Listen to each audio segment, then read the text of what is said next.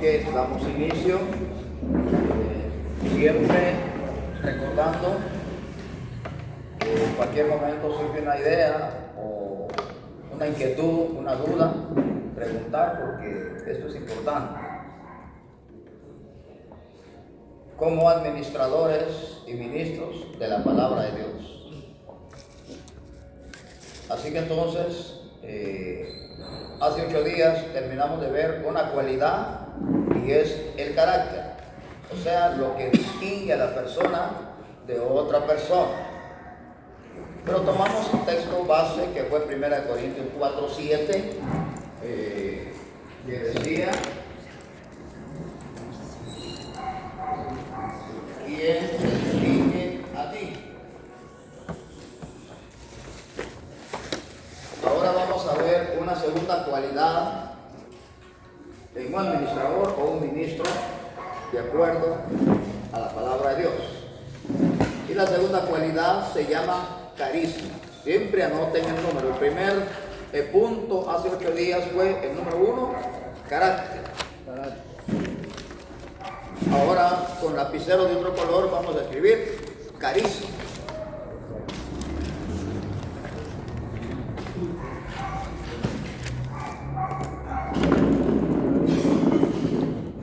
Muy bien. El carisma es muy importante. ¿Cuál es el concepto del carisma? Vamos a escribirlo para tener un concepto que sea de una manera que se entienda. Vamos a anotar entonces: es la cualidad de atraer, a la gente. Es la cualidad de atraer a la gente y hacer que quieran seguirnos.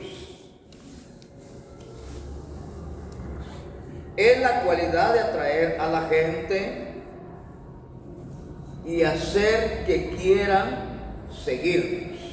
Es la cualidad de atraer la gente. Atraer a la gente y hacer que quieran seguirnos.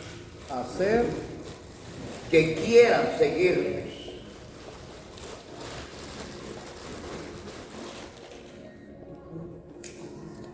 Jehová Dios le pidió a Jeremías carisma. En 15:19 va a tener usted un acto de carisma que Dios está pidiendo. 15:19. Ahí dice Jeremías: conviértanse ellos a ti y tú no te conviertas a ellos. Él está pidiendo esa cualidad del carisma. O sea, el carisma es muy importante en la persona, porque la persona se mantiene sonriente.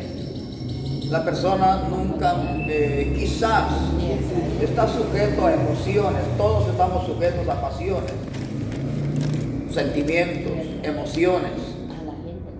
Pero siempre hemos hablado de una palabrita muy desconocida, pero ahora ya es conocida: la resiliencia. La resiliencia es una cosa, es una cualidad que nos hace ser fuertes ante cualquier circunstancia de la vida, y es ahí donde está el carisma. Entonces la gente, cuando ve que nosotros tenemos un grado de carisma alto, ellos querrán ser como nosotros también. Ese sería el punto. Entonces, por esa razón tenemos 15:19 en que Dios le pidió a Jeremías, porque Jeremías ya estaba enojado porque él existió entre 630 al 570 años antes de Cristo. Yo entiendo las emociones de Jeremías. A él le llaman el profeta sentimental. Otros de manera común le dicen el profeta llorón. Pero en sí es el profeta sentimental, porque al grado que él pidió renunciar. En el capítulo 20 hasta el versículo 14, ahí encuentran ustedes que Jeremías renunció. Él dijo: ya no quiero, ya no voy a hablar más de Dios, ya no voy a predicar más, ya nada, porque la gente no entiende, así que yo entrego el ministerio. ¿De qué valor es? Pero el hombre tenía razón porque estaba sujeto a las emociones. Pero Dios le hizo entender. Así que entonces el texto relata que había un fuego dentro de él y ese fuego lo venció y no pudo concretar lo que ya el enemigo le había metido en la mente, renunciar. Entonces a cualquier persona también le puede meter el enemigo eso, renunciar, mira que no te quieren, que no les caes bien, etcétera, etcétera. Entonces hay que tener cuidado, hay que tener ese carisma de hacer que las personas quieran ser como yo. ¿Se recuerdan? Ustedes se recuerdan perfectamente. Anotemos otro par de pasajes y para que demos un salto. En 1 Corintios 4:16 y en 1 Corintios 11:1 son textos muy conocidos. Os ruego, hermanos, que me imitéis. 1 Corintios 4:16 y 11:1. Ahí van a ver ustedes, dicen, os ruego, hermanos, que me imitéis. Y en el 11:1 dice, imítenme a mí, porque yo he imitado a Cristo. El carisma de Cristo es el mismo ayer, hoy, siempre, por los siglos de los siglos. Entonces, también nosotros debemos llevar a la práctica eso como administradores o ministros de la palabra de Dios, tener ese carisma. Ese es el punto número 1, ¿ah? No, cuidado, ese es el 2. Estamos en el carisma. Dios le bendiga, hermano, muchas gracias. Dios le bendiga, hermano, gracias. En el 2. Y por eso les pedí que cada punto lo van a anotar con un lapicero de color distinto. Número 2. En este caso tendríamos el primer punto, el carácter de color rojo. Segundo punto, el carisma de color rojo. Luego ya los conceptos de un color negro. Luego ya los versículos de un color azul. Eso sería ir codificando bien para poder descodificarlo ya cuando lo pasamos, perfecto, ya cuando lo pasamos a otro cuaderno, porque aquí hacemos una revoltura. Pero ya allá en casa, entonces ya lo ordenamos bien bonito para que... Sí, carácter es el número 1, lo vimos hace 8 días. Carácter. Vaya, entonces para eso tienen... ¿Me permite esto tantito? Esto, por favor, tiene que comprar usted uno de estos. ¿Dónde dice carácter? Aquí ve. Vale, entonces usted va a comprar uno de estos, ¿no? Ahora, ¿dónde dice el carisma? ¿Dónde está el carisma? Vale. Ahora, esta manchita amarilla va a identificar cada punto que llevamos. Esos crayones ayudan mucho, porque ayudan a identificar qué punto vamos, y luego los lapiceros de 3 colores que tienen que estar a la mano para escribir conceptos, pasajes bíblicos, para no hacer una mezcla, una revoltura, porque hay veces que el punto 1 y 2 lo revuelven con el punto número 1 y de repente los voy a oír en un lugar predicando y van a revolver un punto con otro y total, que hay revoltura. Ayer me llamó un hermano, estuvimos conversando como hasta las 12 de la noche, hablando de un hermano que estuvo en cierta actividad fúnebre y que el varón pues dice que es una gran revoltura en su mensaje, porque no supo coordinar, no supo elaborar, no hizo un esquema para poder brindar el discurso a la comunidad que le estaba viendo. Entonces él se vio en la necesidad de tomar versículos aquí, versículos allá, e hizo una revoltura, e hizo un fiambre, una mixtura. Entonces no, usted como administrador de los misterios de Dios tiene tiempo suficiente, porque hay circunstancias en la vida, con todo el respeto y cuidado que usted se merece. Yo estuve 2 noches de campaña predicando, viernes y sábado. Fue la luz, hermano. Ayer se me va la luz, hermano. ¿Ahora qué hago? Al estilo mercado, gritando. Ella no prediqué yo, sino que yo gritando estaba. A las prédicas de los apóstoles. Sí, porque yo quería que escuchara a la gente. Entonces yo no estaba predicando y gritando, pero gracias a Dios ya el esquema ya estaba ya en mi mente, yo no tenía pena de eso. La pena que yo tenía es que no se me fuera a cerrar la garganta. Esa es la pena que yo tenía. Pero gracias a Dios el Señor me respaldó. Y como yo siempre a mis patrocinadores les pido cuántos minutos me van a dar, 30, 20, 25, 5, 40, ¿cuánto me van a dar? Entonces me dieron suficiente tiempo, pues vamos ahí, pero ocurre esto, hermanos. Se los doy como un ejemplo, no como hacer alarde. No vayan a confundir los términos, a pura oscuridad, pero se logró. Entonces, ¿qué hacemos ante esto? Ordenar bien las cosas en nuestro cuaderno, ordenar bien las cosas en nuestro cerebro, para que cuando nos toque o venga la oportunidad que Dios nos da, entonces aprovechamos la situación. Muy bien, entonces, desde luego que estamos hablando de carisma. Cuando usted se para en el púlpito, cuando se dirige a su auditorio, usted no se va a reír, sino que va a sonreír. Reír no es lo mismo que sonreír. Una sonrisa es como un saludo. Una risa es como que un payaso estuviera contando algo. Entonces la sonrisa es muy distinto a reír, porque reír, ja, ja, ja, ja, ja, puro Santa Claus. No, en cambio una sonrisa es agradable y es un saludo.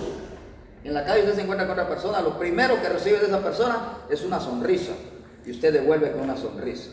Entonces ahí se ve el carisma de la persona. Entonces el apóstol Pablo, ya de acuerdo a que anotamos 15:19, 4:16 y 11:1 de pasajes bíblicos en distintos pasajes, nos llama a que seamos imitadores de las personas que tienen carisma. Pablo tenía un carisma tremendo y eso le hace a él infalible. Si la iglesia evangélica quisiera tener un papa, todos votaríamos por el apóstol Pablo. Porque ustedes las estadísticas ya la conocen, pero se las voy a repetir porque tengo necesidad de repetírselas. Recuerdan ustedes que el apóstol Pablo escribió 14 cartas, 100 capítulos. ¿Y el hebreo? ¿Perdón? El libro de hebreo, ¿quién lo escribió? Pablo. Pablo. He oído en muchos lados en los hermanos que desconocen. Aquí está lo que va a entrar, el carisma. El carisma es a través del léxico, el lenguaje que nosotros usamos. Tome nota cómo el apóstol Pablo en otros pasajes bíblicos le llama a las personas que ya salgan, que ya dejen de ser niños. Escuche eso. En 4:14 de Efesios, él le dice al pastor y a la iglesia de Efesios que ya dejen de ser niños fluctuantes, llevados de aquí para allá y de aquí para acá por doctrinas diversas. Pero también no solo le pidió a los efesios, a los corintios también le pidió. En el 13:11 en adelante, él les dice: cuando yo era niño hablaba como niño, ahora que ya soy hombre hablo como hombre. En el 14:20 él dice: ya sean maduros en su manera de pensar. En el 5:12 de la carta a los hebreos se repite exactamente lo mismo. Ya no sean niños, dice, que necesitan biberón todavía. Ya sean maestros y coman comida, pero comida sólida, dice. Miren. Y luego habla que está preso. Luego habla de Timoteo. Quien más se preocupó por hablar del sacerdocio del Señor Jesucristo fue Pablo, y quien más habla del sacerdocio de Cristo en la carta a los hebreos. Ahí no hay duda. Un buen apologeta, un buen exégeta, inmediatamente al ver los 13 capítulos se va a dar cuenta inmediatamente que el autor, indefectiblemente, es el apóstol Pablo. Cualquiera. Ahora hay personas que les han enseñado que posiblemente fue Apolos, pero no hay ninguna característica de Apolos como escritor. Él era solo expositor de la palabra de Dios. O que fue Timoteo, y le dan la autoridad o la autoría a otros personajes. Pero en realidad usted tiene que sentarse y agarrar los 13 capítulos y leerlos, y va a ver la comparación y la similitud que tiene con las otras 13 cartas. Por ejemplo, cuando usted oye en la radio, usted ya conoce a algunos de sus amigos, hermanos en Cristo, y quizá la persona no dio su nombre ni su número de teléfono, y usted escucha y dice: ah, ya sé quién está predicando ahí. Este es fulano de tal. Al terminar la prédica, que ahí está, yo tenía razón. ¿Y cómo lo conoció? Por su forma de hablar. No hay necesidad que aquel haya dicho su nombre o ver una imagen. La forma de hablar es lo que distingue a una persona de otra persona. Estamos hablando de carisma. ¿Estamos? Muy bien. Ahora vamos a cambiar, vamos al número 3 con lapicero rojo y vamos a ver qué tiene la tercera cualidad. En la tercera cualidad tenemos una que se llama compromiso. Escriban compromiso. Compromiso. Ajá. Vamos a ver qué quiere decir. El compromiso se describe. El compromiso se describe como la fuerza que impulsa. El compromiso se describe como la fuerza que impulsa. El compromiso se describe como la fuerza que impulsa al líder. El compromiso se describe como la fuerza que impulsa al líder, que lo hace permanecer. Tome nota.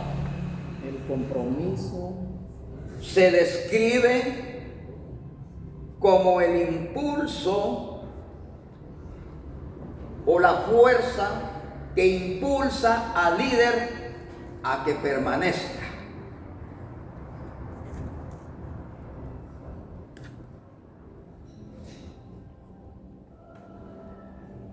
¿Por qué vemos tanto líder que hoy es líder y mañana no es líder?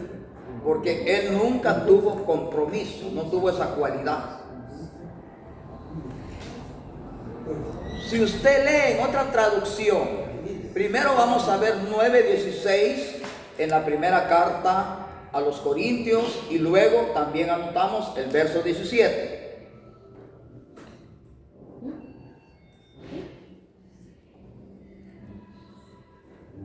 Es evidente cuando ese impulso no está en la persona.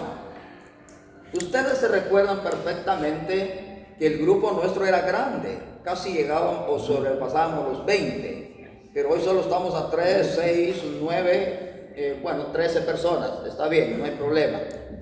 Pero ¿qué pasó con los otros? Desapareció el impulso, esa fuerza que impulsa al líder a que permanezca.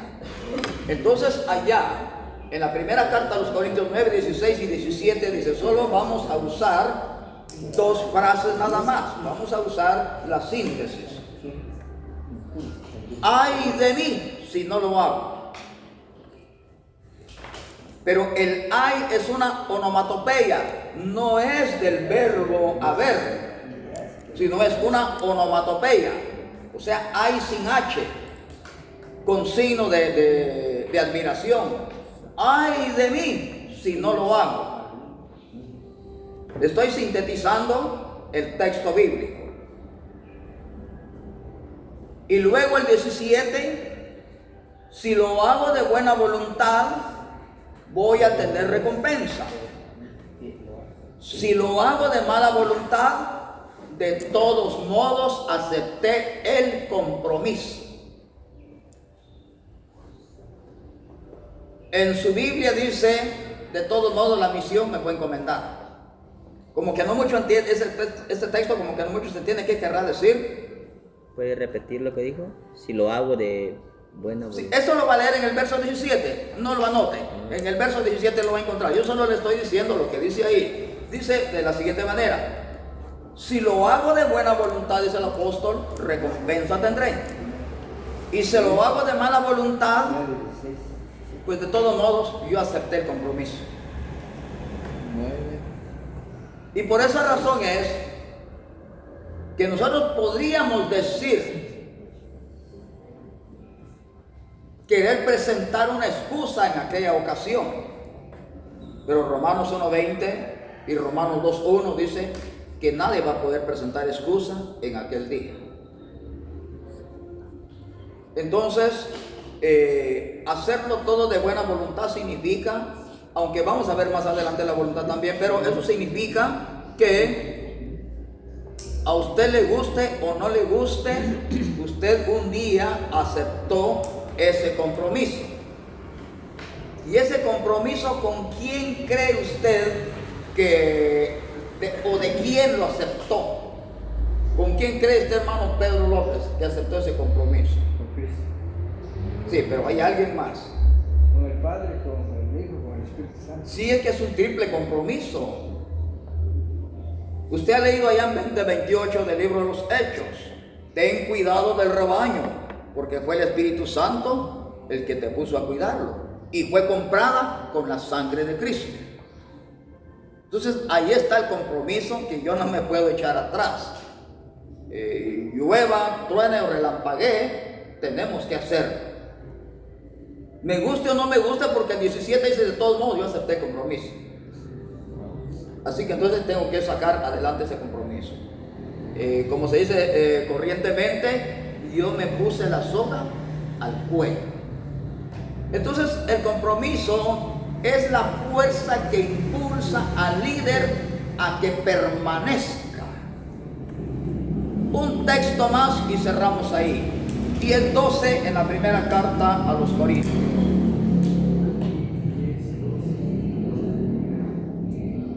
Quiero anticiparle que el texto no está diciendo que usted no va a tener problemas. No, creo que es cuando más le van a venir problemas. 10:12 es cuando más le van a venir problemas. Porque cuando usted aceptó a Cristo, el problema no terminó. El problema ahí empezó. Pero el problema ahora ya no es con gente, carne y hueso. Ahora es el problema con alguien que se enojó porque usted lo traicionó. Se quedó. Usted le servía allá en el mundo. Ahora no va a pensar que él está feliz, que porque usted está aquí. No, ese tipo está enojado, dice la Biblia, sabiendo que le queda poco tiempo. Está con gran ira. Pero no hay problema, la Sagrada Escritura dice en 10:12 de la primera carta a los Corintios: el que está firme, cuídese de que no caiga de la firmeza. El versículo 13 me dice: fiel es Dios, que no te dará una carga más de la que no puedas soportar. Entonces hay esperanza, hay alguien que está a la par de uno, aunque uno no lo ve, pero esa presencia siempre está a la par de uno. Entonces vamos a cuidarnos en cuanto al compromiso. El compromiso matrimonial usted lo puede romper a la hora que usted quiera, porque usted dice lo que más sobran es mujeres y la mujer dice lo que más sobran son hombres. Usted puede decir eso, pero el compromiso con Dios, usted no puede decir: si lo que más sobran son dioses. Sí, hay dioses, pero de madera, de yeso, de cualquier cosa. Pero Dios dice, Deuteronomio 6:4, solo uno hay, nada más. Entonces no podemos ni debemos romper ese compromiso con Dios. Con un amigo, con cualquier persona, usted puede hacer un trato, un pacto, cualquier otra cosa, pero con Dios, cuidado. Con Dios hay que mantener eso en la mente. A donde quiera que usted vaya, siempre va a decir: mi compromiso lo hice con Dios. Igual la mujer, mi compromiso lo hice con Dios. Y no hay problema, porque el que da esa fuerza de impulso es Dios. Quien le da, hablemos corrientemente, esa energía para seguir adelante es Dios. ¿Se recuerdan qué promesa tan maravillosa le dio Dios a Josué? Mira que te mando que te esfuerces y yo iré a donde quiera que tú vayas. Ahí está la Shekinah de Dios presente, ahí está la presencia de Dios presente. Yo iré a donde quiera que tú vayas y todo te saldrá bien. Eso es. Muy bien, ahora anotemos el número 4. Muy bien, anotemos siempre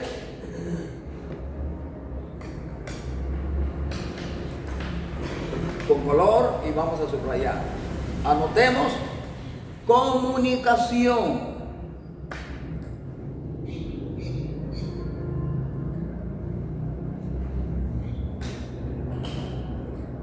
Comunicación. Comunicación, muy bien. Vamos a ver qué concepto tiene la comunicación.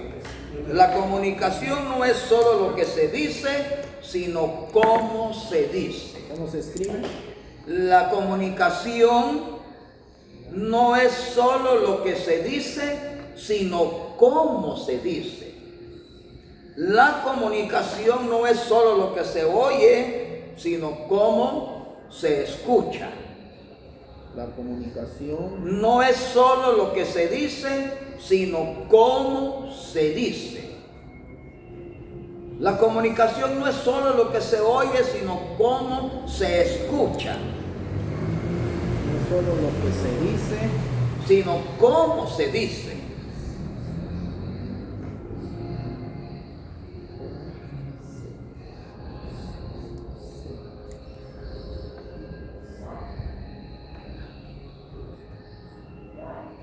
Usted va a escuchar en los medios de comunicación cómo una persona se expresa cuando abre y cuando cierra su programa.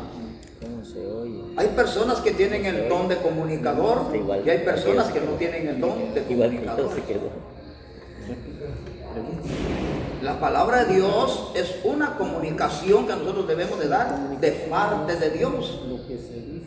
Pero ahorita lamento yo, hay pocos comunicadores de Dios. Sino cómo se dice. Sí, ¿cómo escribió? Solo ahí nos quedamos. La ¿Cómo comunicación se dice? No solo lo que se dice, sino cómo se dice. Ajá. Y ahora, La comunicación no es lo que se oye, sino cómo se escucha. la No solo lo que se oye, sino cómo se escucha. no Entonces usted como administrador, solo se va a preocupar en lo que va a decir, pero cómo lo va a decir. Escucha. Y luego, Cómo se oye, sino cómo se escucha. no es solo lo que se oye, sino cómo se escucha.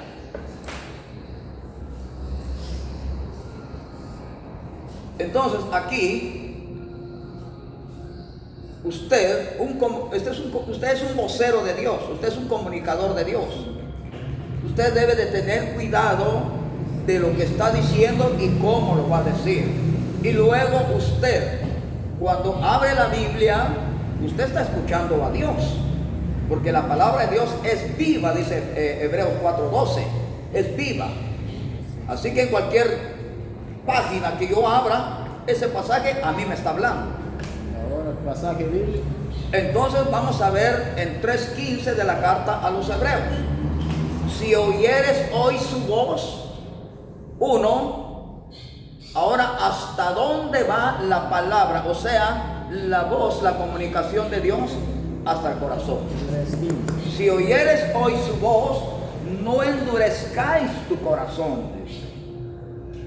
Allá hay que tener cuidado entonces. Oír no es lo mismo que escuchar. Yo oigo aquí que pasan motos, estoy escuchando que estoy hablando, pero oigo que pasan carros y todo, pero escuchar es muy distinto. Entonces, no es solamente lo que se oye, sino cómo se escucha, no es solamente lo que se dice, sino cómo se dice. Entonces ustedes se van a convertir a partir de este momento en comunicadores de Dios. Pero antes de ser comunicadores de Dios, ser buenas personas que sepan escuchar a Dios. La Sagrada Escritura dice allá en el capítulo 16, hay dos capítulos, el 14 y el 16 del libro de los Hechos. Y hay una señora que se llama Lidia en Europa. Ella abrió su corazón, dice la Biblia. Hechos 14. Hay dos pasajes bíblicos, el 14 y el 16. De Hechos hay que leer esas dos historias muy importantes. En el 16 usted va a encontrar que el preso escuchó atentamente la prédica de Pablo. En el 14 Lidia escuchó el mensaje de Pablo. Pero tome nota que en ambos lugares el corazón se abrió. Lidia dice que abrió su corazón a la palabra de Dios. Hasta ahí debe llegar el mensaje. Sin embargo, tenemos Romanos 2:5, y por tu corazón no arrepentido, ahorras fuego para el día del juicio. Entonces ahí se desprende un dicho, que todo aquel que no quiere escuchar la palabra de Dios, que no quiere obedecer la palabra de Dios, podemos sacar una deducción de decir, ya huele a azufre andando en bien. Romanos 2:5. Romanos 2:5. Y por la dureza de tu corazón no arrepentido, en su Biblia dice, atesoras fuego, dice. O sea que hay un cochinito llenándolo con carboncitos encendidos. Es una figura tremenda que se usa ahí entonces vamos a tener cuidado con la comunicación, porque tenemos ejemplos de personas, los comunicadores de cualquier medio, y cómo ellos se desenvuelven bien, pero también hemos visto personas que no se desenvuelven en la comunicación. Entonces, no se preocupe. Del malo y el bueno aprendemos. Del malo yo aprendo a no hacer lo que él hace.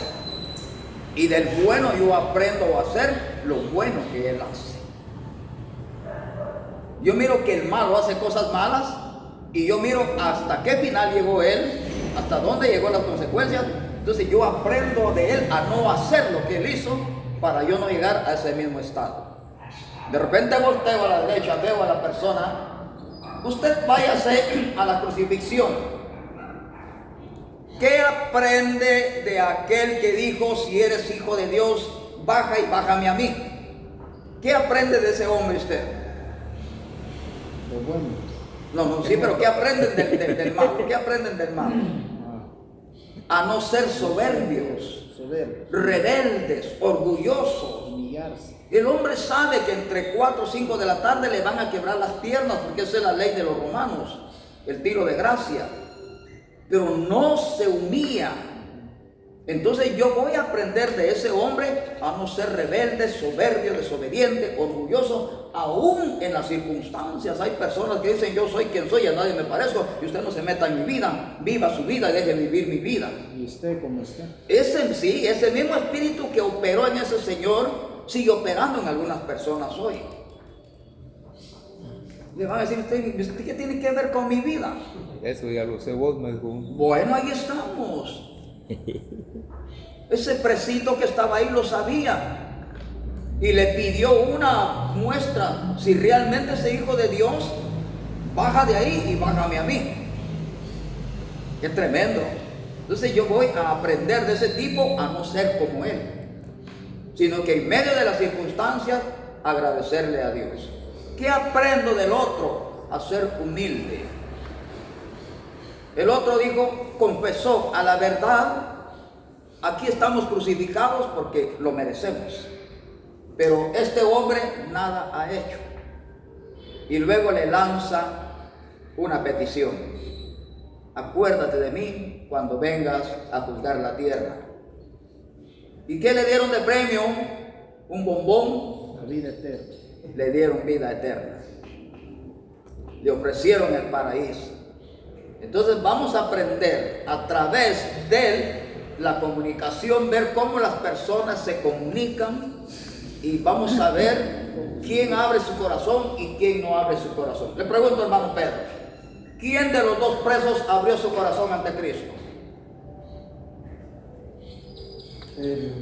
La derecha. Lado derecho. ¿El Lado qué? derecho.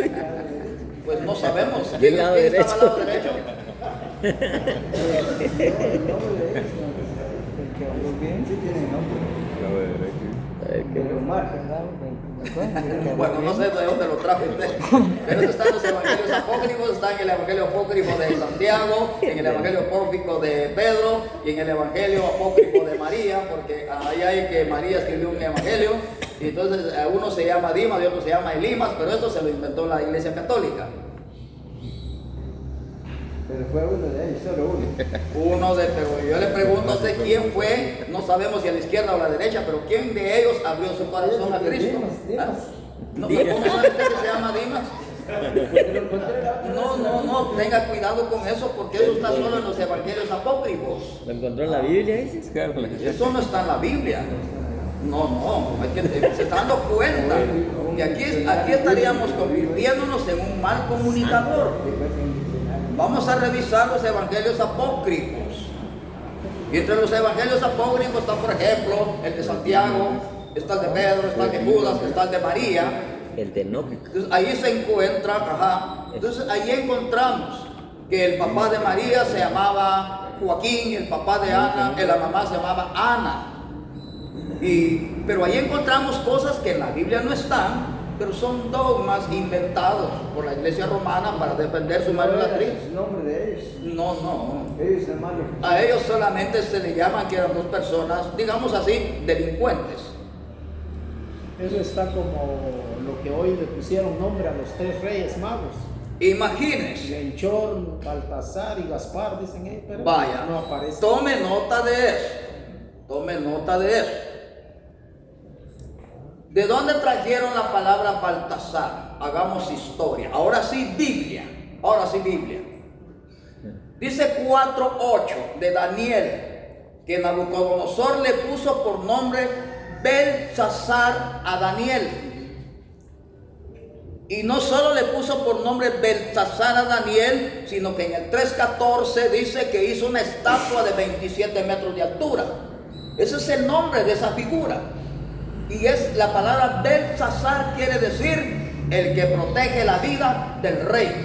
Mire, ¿dónde puso su confianza Nabucodonosor? En un muñeco de 27 metros de altura. Es grande, imagínense 27 metros. Y ese muñeco se llama Belsasar. ¿Cómo sé que se llama Belsasar? Porque en el 3:14 dice: ustedes tienen que arrodillarse al son de los instrumentos ante mi Dios. Pero ahí no dice cómo se llama su Dios. Afortunadamente el capítulo 4 versículo 8 sí menciona cómo se llama su Dios. Le puso Belsasar porque era el nombre de su Dios. Perfecto, ya encontré el nombre de la estatua. De oro, plata, bronce, hierro y barro. Ya encontré el nombre. Ahora, Belsasar quiere decir el que guarda la vida del rey. Traducido al griego se dice Baltasar. Traducido a la iglesia católica, hay un mago que se llama Baltasar. Sin querer queriendo, como ese chavo el 8, nosotros tenemos a Belsasar dentro de la iglesia. Ahora dice, lo estoy demostrando bíblicamente para que entendamos esto. Y aquel preso que lo iban a matar y que como cuando hay fiesta allá en ese lugar, Barrabás, ¿será que es su mismo nombre? ¿Su mero nombre? ¿O nada más? No, Barrabás. Es su nombre. Sí. Es un nombre hebreo. Es un nombre hebreo. Pero ahí hay que entender bien el pasaje bíblico. Fíjate que cuando Pilato decía, ¿a quién queréis que suelte? ¿A Barrabás o a Jesús? Si yo hubiera estado ahí dentro de ese grupo, yo pido que suelten a Barrabás. Y yo digo también, crucifiquen. Qué irónico soy, ¿verdad? Qué paradójico. Lo tenía bien ganado. No. Tenía bien ganas. Crucificarse, pues. ¿Qué gano yo con la muerte de Barrabás, hermano? Nada. ¿Qué gano yo con la sangre de Barrabás? Eso está lleno, la sangre de Barrabás está lleno de saber qué sustancias, en lugar de limpiarme, me contamina. En lugar de darme vida, me da Que muerte. era una sangre ya maldita. Ya pues, en cambio, La sangre de Jesús. al pedir la muerte de Cristo, yo estoy pidiendo vida para mí. Porque a través de esa muerte es que todo el mundo Se hoy limpió. es el resultado del amor de Dios. El asunto es que de tal manera amó Dios al mundo, pero de tal manera que el mundo no lo ama a Dios. Esa es la diferencia. O sea que él ya vino a hacer lo que tenía que hacer. Lo que tenía que hacer. En 19:30 usted lee en el libro de Juan, consumado es. Se escribió en griego telestai, que quiere decir misión cumplida. Él ya lo hizo. Ya lo hizo todo. Ya dio sus 50. Ya no hay nada que hacer. Ahora nosotros lo que tenemos que hacer es la voluntad de Dios. Hermano, una pregunta. Ajá, dígame.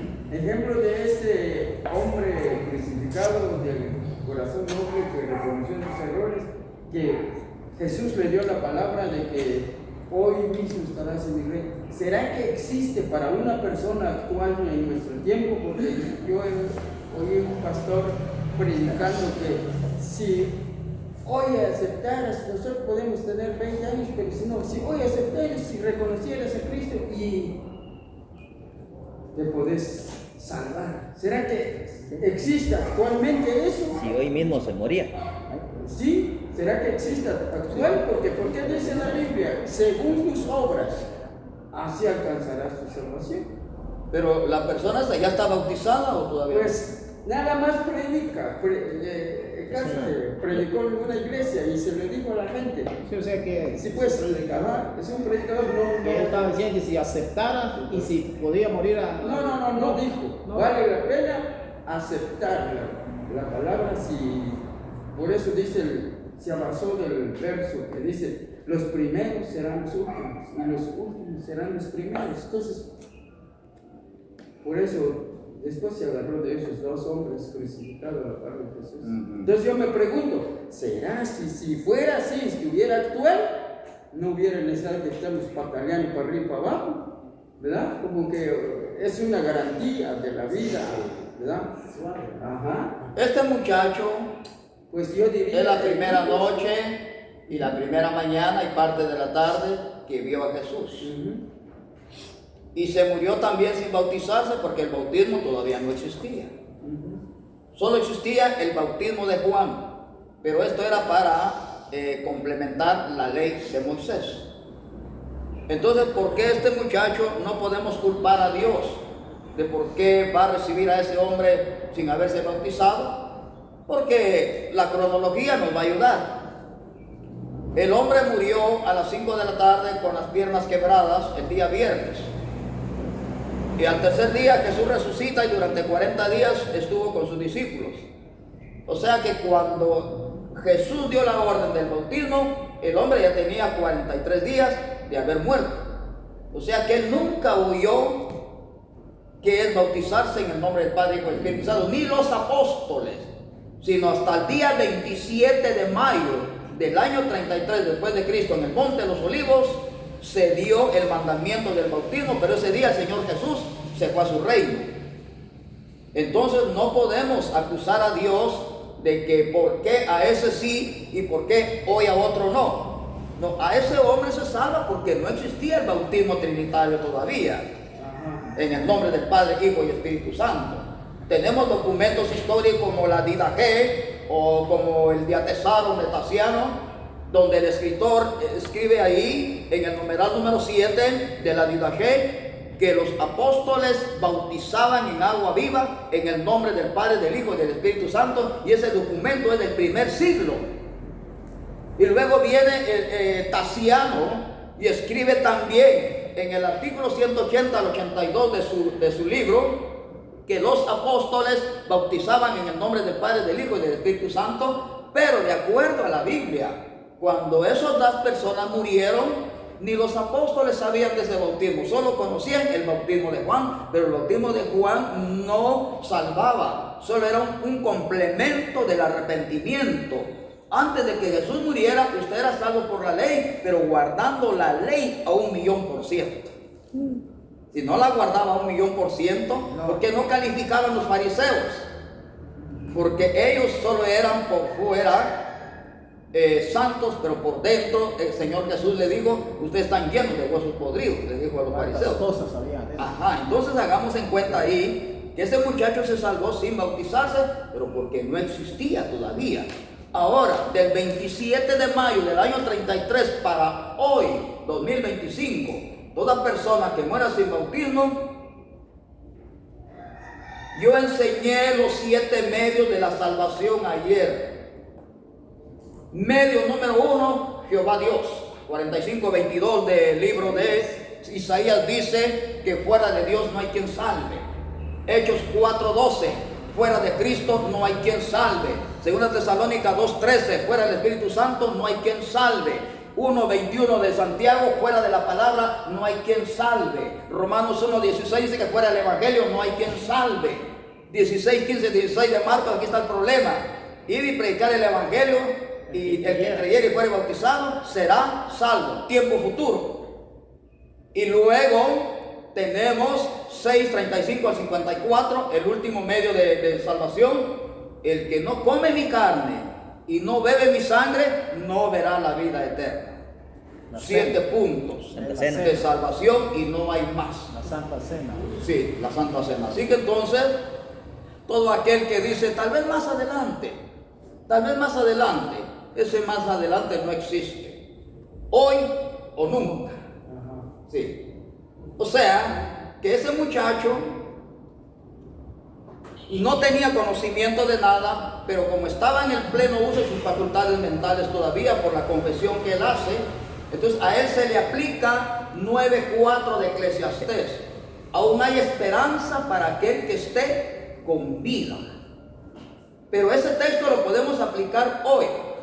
Pero a alguien que ya creyó y ya se bautizó. Pero si solo creyó y no se ha bautizado, no tiene esperanza. Vamos a ver qué dice 2 Corintios 5, 19 y 20. Que existe la palabra reconcilio. ¿Quiénes aplican el reconcilio entre un caído delante de Dios? Son los administradores. Vamos a leer la Biblia 5, 19 y 20, Carol, por favor. 2 Corintios 5, 19 y 20. Ahí vamos a encontrar los que se salvan por méritos. Entonces, de manera, hermano, no valdría la pena ofrecer el mismo forma de aquel que fue salvo en el instante, ¿verdad? No valdría la pena. Si usted persevera hasta el fin, usted se salva por mérito. Tal vez cuando ya tengas un poco de conocimiento puedas ponerle un nombre a tu perfil. Vamos a leer 5, 19, 20.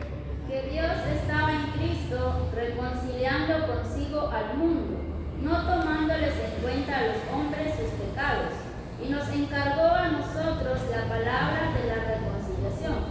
Así que somos embajadores en nombre de Cristo. Tome nota, ¿qué nos encargó el Señor a nosotros? La reconciliación de los hombres. Reconciliación quiere decir que ellos ya tienen conocimiento de la palabra. Reconciliación quiere decir que un día ese hombre ya cantó, ese hombre ya predicó, ese hombre tuvo un manejo de la Biblia, pero lamentablemente no sé qué pasó, se vino abajo. Ahora, ¿cuál es? Me va a leer 6:1 en adelante de Gálatas para desenvolver el problema este. ¿Se está dando cuenta que, hermano Pedro, qué nos encargó el Señor a nosotros? La reconciliación de los hombres con Dios. Yo no puedo mandarlo al infierno a usted, yo no puedo darle su boleto y nada porque yo no soy Dios. Yo lo que tengo que decirle, hermano Pedro, por favor, reconcíliese. Venga Cristo, porque mañana quién sabe. Muy bien, dice Pedro, y se reconcilia con Dios, y mañana me da la noticia, se murió Pedro. Ahí está, alcanzó esperanza. Ya no se salvó por mérito, se salvó por misericordia. Ahora, ¿qué tienen que hacer todos ustedes que están en el Espíritu? 6:1 en adelante, Gálatas. Hermanos, si alguno fuere sorprendido en alguna falta, vosotros que sois espirituales, restauradle con espíritu de mansedumbre. Muy bien. Ustedes que son espirituales, aquí está el asunto. Que Dios lo bendiga, hermano Diego. Permanezca firme porque ya lo vimos en 10:12. Pero usted va a servir para que otro que se extravió se reconcilie con Dios. Un último texto y me retiro. 5:20 de Santiago. Ese es el problema. ¿Qué pasa con esa alma?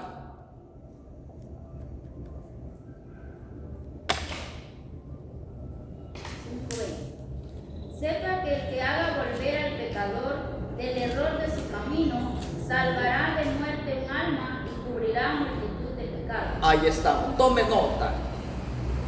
A través del reconcilio se cubre la multitud de pecados de ese hombre. Dios, no yo, Dios. Pero ¿de qué se salvó? Dijo ahí, se salvó un alma de la muerte y se salvó del infierno. Para eso se hacen campañas. Para que el caído, el religioso, el ateo, escuche la palabra. Si quiere o no quiere, pues ya es su problema, pero ya se cumplió con el deber de predicar la palabra. Y ya si mañana le pasó algo, así que ya rezos ni nada por el estilo, ya no vale nada, porque yo le hice ver a las personas anoche lo que dice 24:12 de Job. hay un hasta aquí. 24:12 de Job, hay un hasta aquí. Donde quiera. Cuando uno está ya en agonía, Dios ya no escucha la oración. Usted tiene que estar en el pleno uso de sus facultades mentales. A ver, ¿cómo se llama usted, hermano? Diego. ¿Solo Diego? Solo. ¿Solo Diego? No hay apellido. Mi apellido, Guzmán Gómez. Ah, vale. ¿Cómo se llama tu esposa? De Nueva de León. ¿Sus padres? También fue Diego Guzmán. ¿Y la mamá? María Vaz. ¿Cuántos años tiene? Ya falleció. No, usted ya. Ah, bueno, sí, no, pero usted ¿cuántos años tiene? 6, 3 o 7, 3. Santo Dios. Está en el pleno uso de sus facultades mentales. Solo estamos haciendo un drama. Pero el hombre se encuentra extraviado del camino. El hombre se encuentra caído.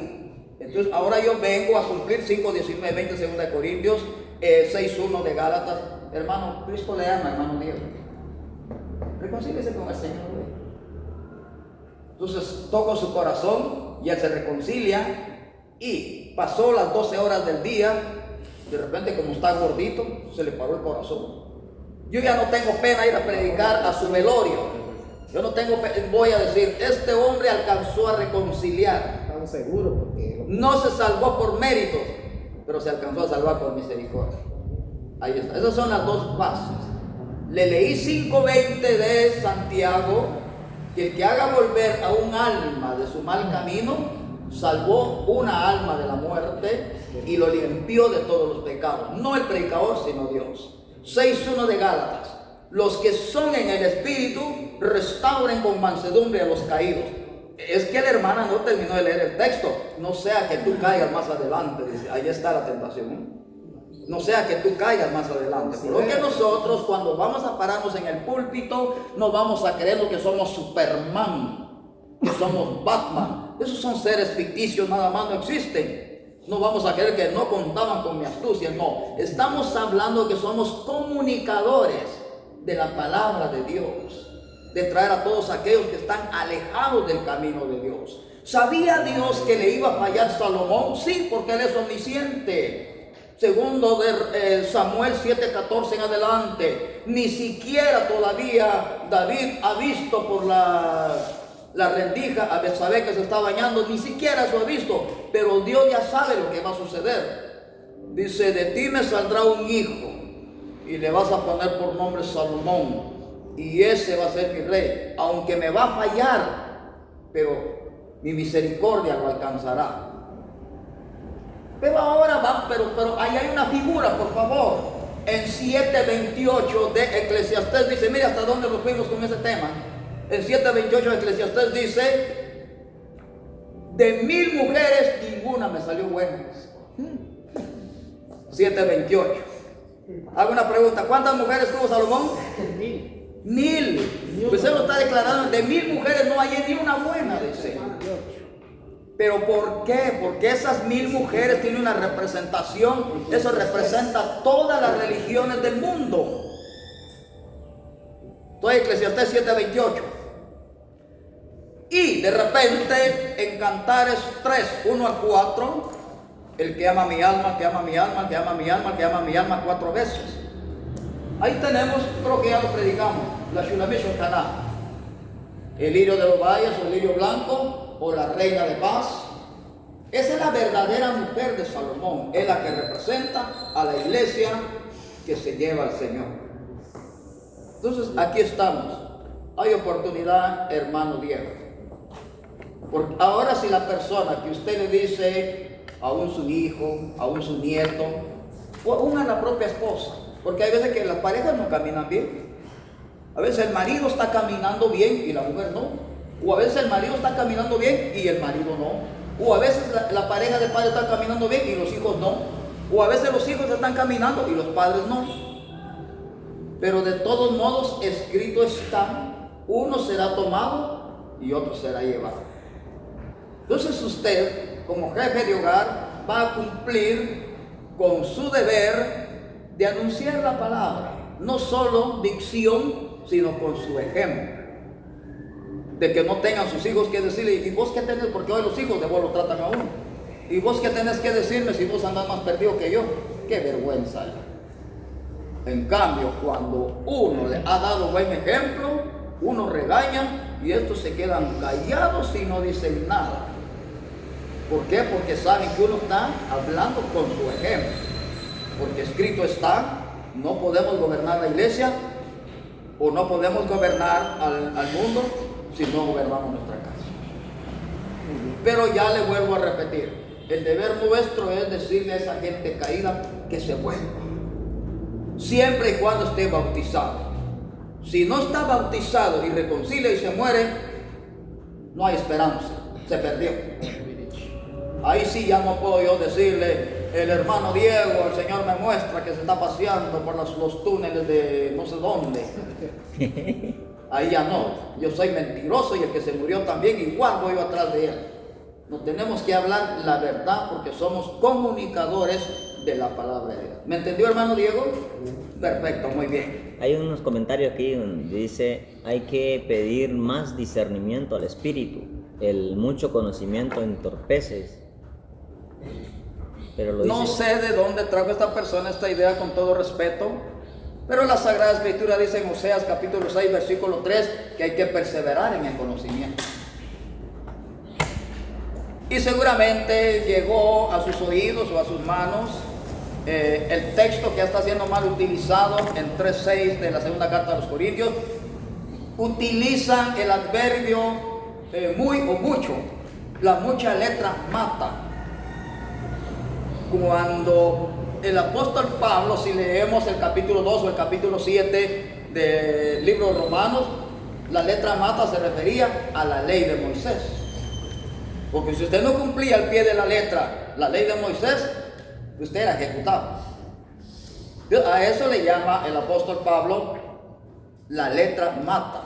Pero ahí no dice la mucha letra mata, pero todos ya acostumbraron a decir así. Y menos entorpece. ¿Sí? Eso ya lo...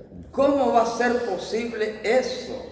Si la misma Biblia nos dice a nosotros que debemos de perseverar en el conocimiento de la palabra de Dios. ¿Cómo hacemos para discernir los misterios? ¿Cómo hago yo para saber si no estudio la Biblia? ¿Cómo hago para saber yo que el mismo Salomón dice que de las 1000 mujeres ninguna le salió buena? Pero ¿cómo hago yo para saber quién verdaderamente era la esposa de Salomón y cómo se llamaba? Si un ateo me pregunta, entonces ¿cómo se llamó? Entonces yo tengo una respuesta. Tengo Cantares capítulo 3 y tengo Cantares capítulo 6, versículo 1 al 13. Y no solo eso, el verdadero nombre de Cantares se llama el superlativo de la escatología. Ahora no entiendo la persona que nos escribe ahí dónde está la contradicción, porque aquí estamos en nuestro discurso a favor del que está levantado y a favor del que está caído para que se vuelva de su mal camino. Sin embargo, como hay personas pues que tenemos Judas 1:12, donde dice que hay personas que no necesitan ir a una iglesia, que no necesitan tener un pastor, pero si seguimos leyendo los siguientes versículos, dice que son árboles 2 veces muertos, que no tienen raíz, otoñales, y que no dan fruto, no dan hojas. Esto es para las personas que creen que no necesitan ir a una iglesia, que no necesitan que un pastor les enseñe la palabra de Dios. Entonces de todo hay un poquito ahí. Entonces no podemos retroceder porque la misma Biblia nos dice a nosotros que debemos de perseverar en el conocimiento. Oseas capítulo 6 versículo 3. A ver, ¿qué sucedió? Oseas 4:6. El pueblo de Israel dejó de adquirir conocimiento. ¿Qué le pasó al pueblo de Israel? Perecieron. Mi pueblo pereció por falta de conocimiento. Conformistas.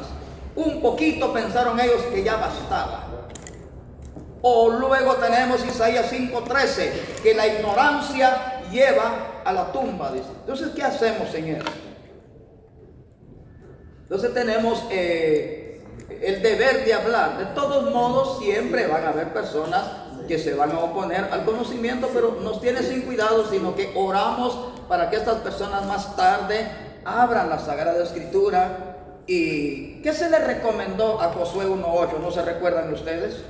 Nunca se aparta de tu boca este. Ahí está el mandamiento de Dios. Fue Dios hablándole a Josué. ¿Por qué a Josué se le llama el profeta conquistador? Porque ese hombre era un versado en la Sagrada Escritura. Nunca se apartó de su boca el libro de la ley. De noche y de día meditaba en él y todo le salió bien. Murió a la edad de 110 años satisfecho de que conquistó. Esa es la mejor satisfacción. Ese conocimiento fue dado a su única iglesia de Cristo, que hoy en día conocemos como católica. Ajá, qué bien, qué bueno que esta persona tenga este tipo de conceptos. Entonces, nosotros vamos a ver si la iglesia católica es la primera, la única. Entonces quiere decir que la iglesia católica fue la que mató a Cristo. Porque la primera Inquisición la hizo Roma aquí en la tierra hace 1992 años. Un día viernes o un día jueves pasaron apaleando al Señor. Ustedes han leído en 56 del libro de Isaías qué sucedió durante la noche. Arrastraron al Señor Jesús, lo tomaron de los cabellos, lo tomaron de la barba y lo arrastraron por todo el patio. ¿Se imagina cómo quedó la espalda? Y si ya la iglesia católica existía entonces en ese tiempo, entonces ellos son responsables. ¿Por qué no pudieron evitar la muerte de Jesús? La primera Inquisición entonces no fue entre el siglo XII y siglo XIII. La primera Inquisición fue en el año 33 después de Cristo, porque fue Roma el que mató a Cristo. Es que hay mucha tela que cortar.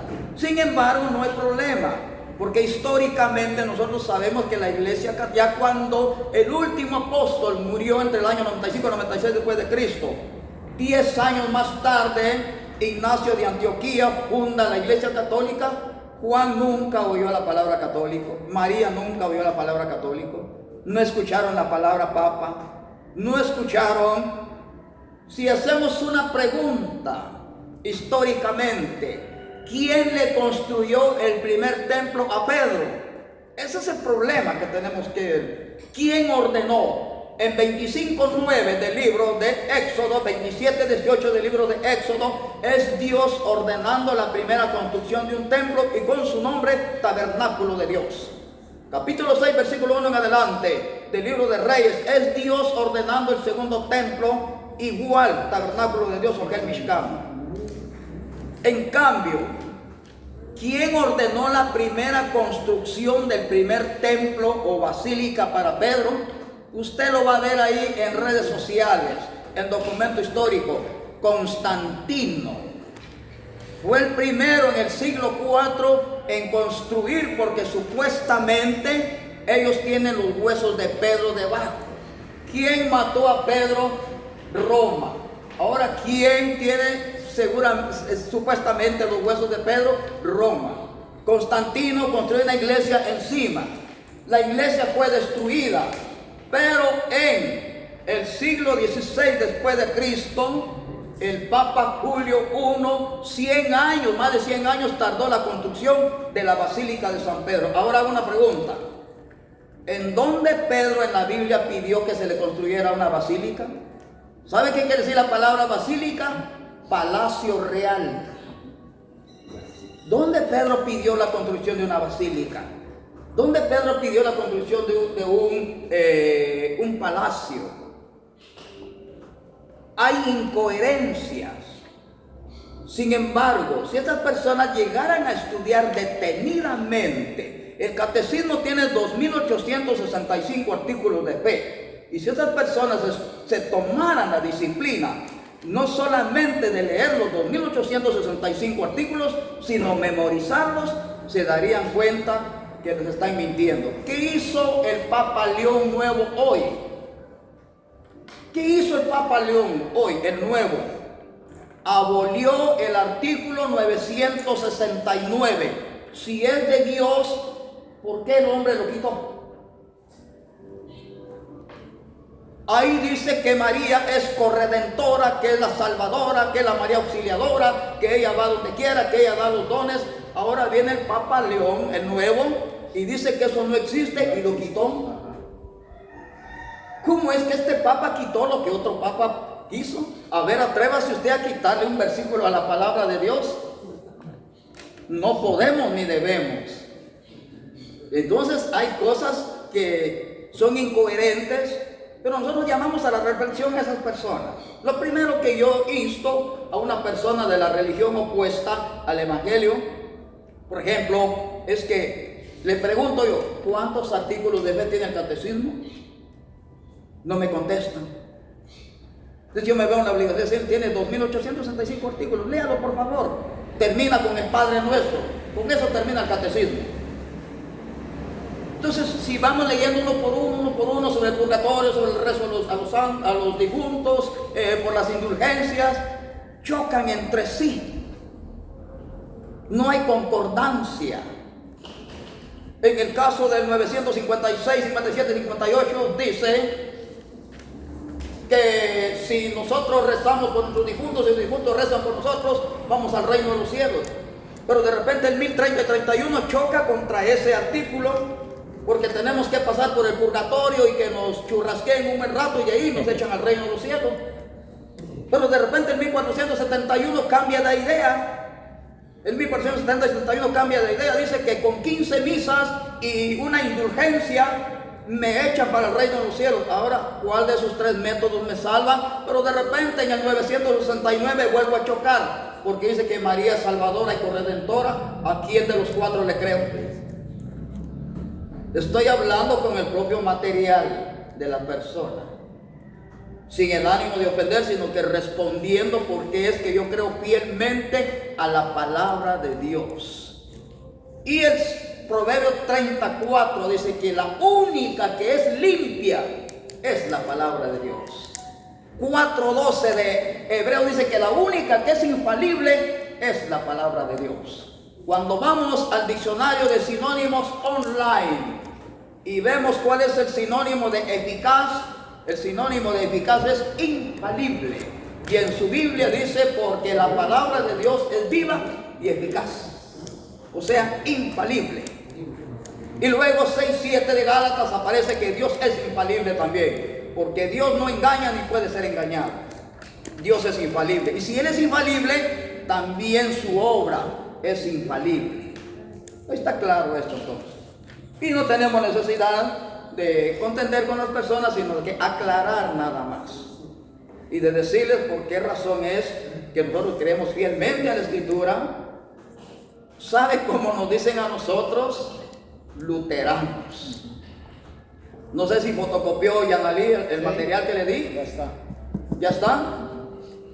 Lutero era tibio. Él no era frío ni caliente. Escribió 95 tesis en contra de la Iglesia Católica.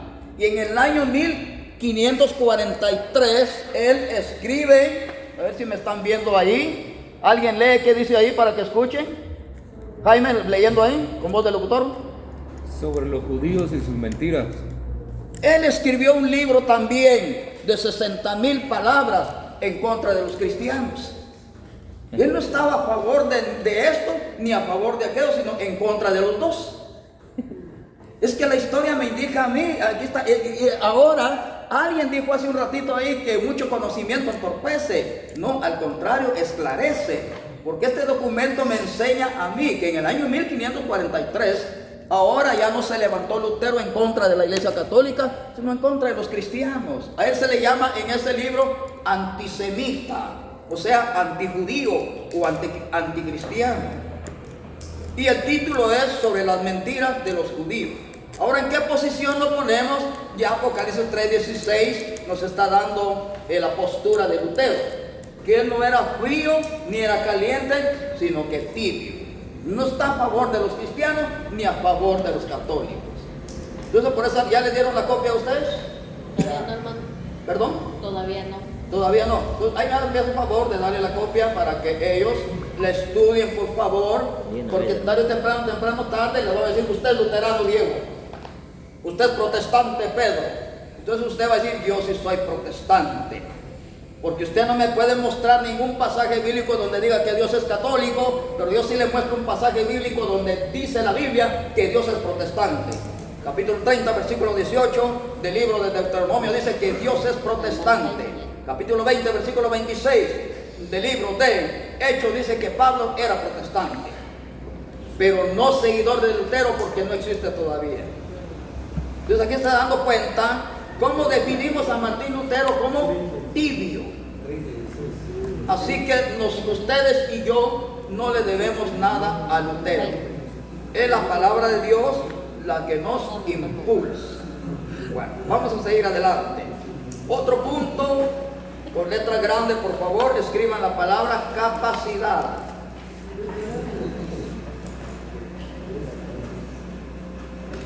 Número 5. Ajá, vayan anotando, por favor, y subrayando para no Capacidad. capacidad. Muy bien.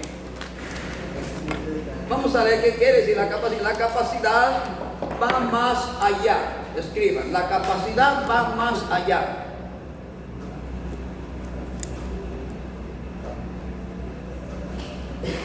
De las palabras. La capacidad va más allá de las palabras.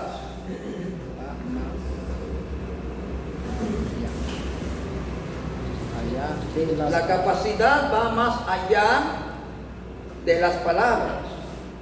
Es la habilidad del líder en decir, planear y hacer. La capacidad va más allá de las palabras. Es la habilidad del líder de decir, planear y hacer. La capacidad va más allá de las palabras. Es la habilidad del líder líder de decir, planear y hacer. de decir, planear. Planear y hacer. Porque muy bonito es dar órdenes. Planear. Pero yo me voy a convertir en fariseo, porque los fariseos, dice el capítulo 23 de Mateo, que ellos ponían cargas, pero ni siquiera con el dedo lo tocaban. De hacer. ¿Cuál es el pasaje donde dice que Dios dice que es protestante? 30:18 de Deuteronomio, 20:26. ¿Por qué no lo leen, por favor? Para que seguramente alguna persona hizo Sí, la está pregunta. preguntando. 30:18 del libro de Deuteronomio. De decir, planear y hacer. La palabra protestar es sinónimo de denunciar. Vamos allá 20:26 con voz de locutor y aquí 30:18 de Deuteronomio.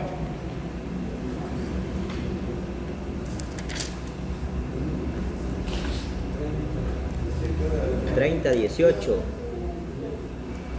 Yo os protesto hoy que de cierto pereceréis. Y si No- usted sigue leyendo, no el Señor está prolongaréis. denunciando el pecado, la deslealtad, la infidelidad del pueblo de Israel. No prolongaréis vuestros días sobre la tierra donde vais, pasando el Jordán, para entrar en posesión de ella.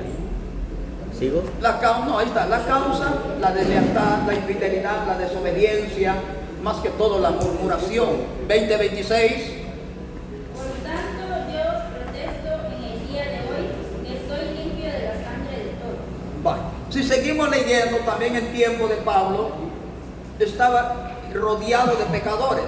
Él echó el mensaje y él dice, yo os protesto hoy delante de ustedes que estoy limpio de la sangre de cada uno de ustedes. Así que si se van a ir al infierno ya es problema de ustedes. Ya cumplí con mi deber. Entonces encontramos ahí la palabra protestar, el verbo protestar, vamos a usar el sinónimo, es de otro verbo, denunciar. Si usted lo ve en otras Biblias, habla denunciar. Si usted lo ve en otras Biblias, aparece mal la palabra protestar, pero aparece denunciar también, pero es sinónimo.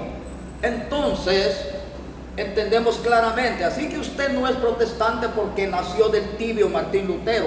Usted es protestante porque su Dios denuncia el pecado y usted debe denunciar el pecado también. Amén. Usted es protestante porque el apóstol Pablo a los gentiles fue protestante, también nosotros debemos de protestar o denunciar el pecado.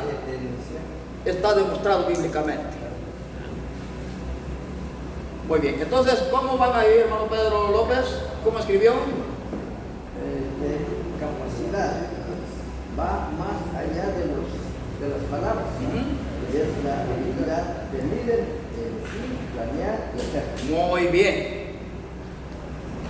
Escribamos un pasaje muy conocido. Primera de Timoteo 4, 12 y 16.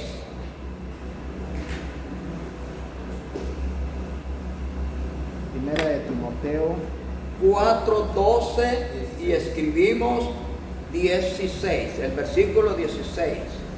4:16. 4, Primera 12 Timoteo 4, 12, al 16 o luego el 16. solo el 12 y el 16. Ajá. Versículo 12 y versículo 16. Sí, sí, es que los vamos a complementar ambos. En el